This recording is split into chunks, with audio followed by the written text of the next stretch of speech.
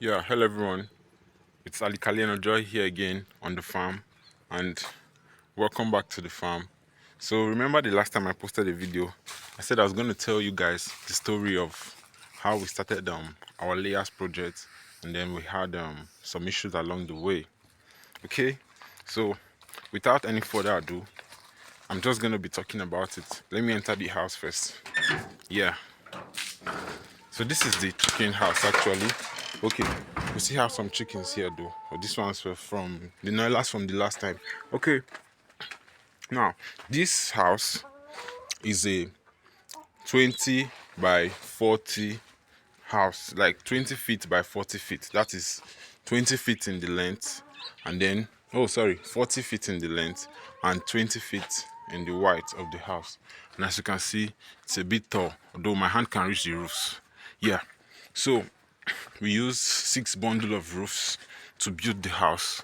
Yeah, take a look at this 6 bundle of roofs, and then we try to improvise with the next roofs, and then we use some woods too, strong woods for the base of the house, some 2x4s and some 4x4s, and then some strong woods for the base like this. Now the wood beam, very very solid building as you can see. And then this is a very very good achievement, like so far so good. Now whenever I'm going to start up again, by the grace of God, I don't need to build any house for now. Yes, because the house has already been built on this building project alone, ranging from the nets, the woods, just like I explained, I just listed. So far so good. Even the block cement, and then the cement. Although for the ground, we've not floored it yet, but by the next batch, by the grace of God, we are going to flood the ground. So back to the story, back to where I was. I said last year we started the project of the layers project. We brought in some 400 batches of 400 pieces of layers. Yes, from the day old, because then I didn't have money to go direct for point of lay. And in another way again is starting from the day old is way way cheaper than getting point of lays. But if you have money, you can go for day old, you can go for point of lay. So depending on what you want. So this is a deep litter system that we use actually. Okay, so my stories are much to the main story now. Yeah, so we brought in some 400 beds, as I said, and then when we brought in the beds, we started not even in this place. We started in the brooding pen over that side because I'm making use of the second apartment to brood. Let me zoom. Look at where that blue drum is. I'm making use of the second apartment to brood chickens, and then the house was not even yet ready. So with the hope that as we start the beds, the chickens will be growing, and then the chickens will be growing, and then we'll be building the house. Let me station the camera. Okay. Yes, with the hope that the chickens will be growing, and then we'll be building the house. And then in the process of um, growing the chicks, we were moving. We started clearing the land, and while the chicks were growing, we started clearing the land, doing everything, buying the woods, and in the process, we got feeds. Yes, we started buying feeds, started buying the woods, and then the budget was not actually enough, and things kind of went sideways. So the chickens stayed in the brooder house for close to 8 to 10 weeks, which was not really good. And then the house was already in place, and by that 10 weeks, they were already getting congested. So since the house was already in place, by that 10 weeks they were already getting congested. But at that 10 weeks the house was already in place. So, and I couldn't afford to leave them for another 2 weeks in that brother pen again. So as soon as they built the house, we cleared the place, fumigated, because in the order of or in the way things have been done in poultry, whenever you build a new house, you have to leave it for clearly 1 2 weeks, 2 weeks at most 2 weeks. Yes, to be able to fumigate it, be able to make sure everything is ready. The what's the name? The the house is ready, well fumigated, disinfected. That's the word. Yes, disinfected, and then in the process, I couldn't really do all that. I disinfected the place within that 1 week, did everything, and then I moved the chickens into the pen.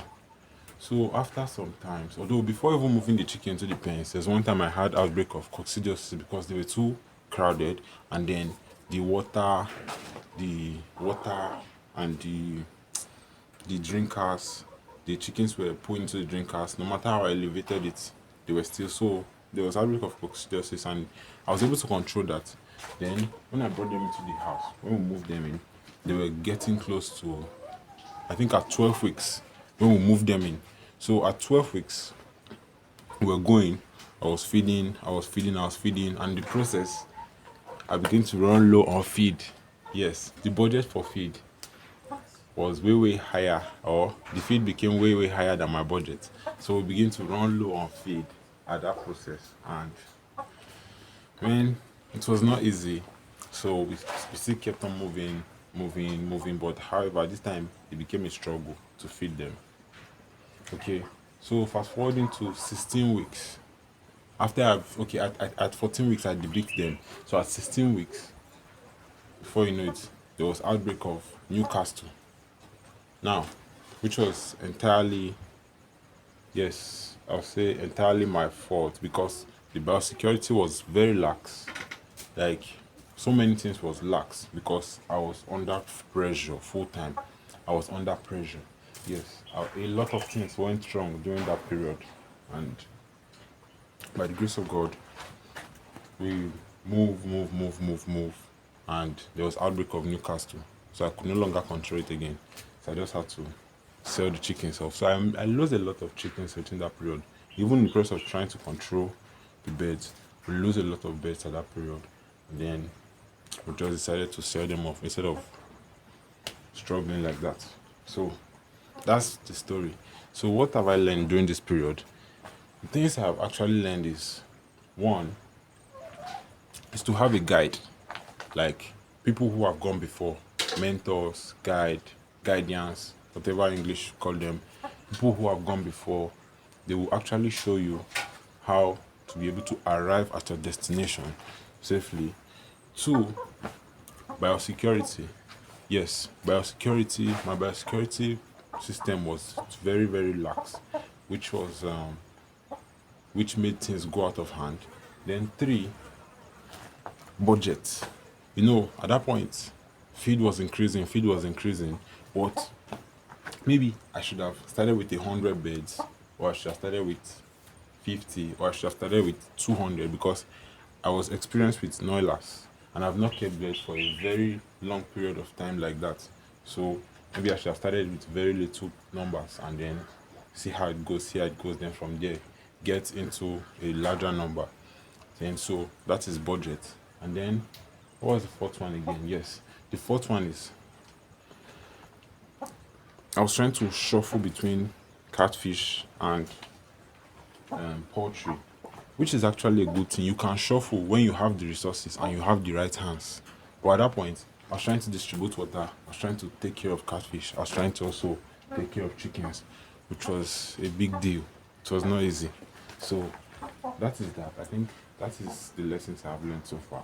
But to the glory of God, there's a chicken house now, and then we're preparing to restart again by the grace of God. So stay tuned for more videos. I hope you guys have learned out of this video. Please like, share, and subscribe on my YouTube channel at Kobe Nurture Farms. Love you all. See you later.